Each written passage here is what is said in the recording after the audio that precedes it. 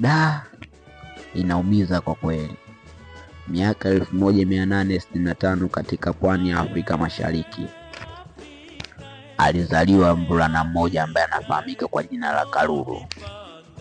Alikuwa ni mtoto wa Kiafrika ambaye ghafla maisha yake yalibadilika baada ya kutekwa na wafanyabiashara wa Kiarabu ambao walikuwa wanafanya biashara ya utumwa, wakisafirisha watu kutoka maeneo mbalimbali ya Afrika Mashariki. Kalulu alikuwa na umri wa miaka 8 tu. Alisafiri pamoja na Stanley, akishuhudia mateso, vita na uzuri wa bara lake lililokuwa likinyakuliwa taratibu na wageni, huku wakati mwingine walimuona Stanley kama shujaa wa upelelezi. Basi historia inamtambua Kalulu kama mfano wa maelfu ya watoto wa Kiafrika waliopoteza uhuru wao katika enzi za utumwa. Inaumiza kwa kweli. Mwisho wa safari yake ilikuwa ni wa kusikitisha sana.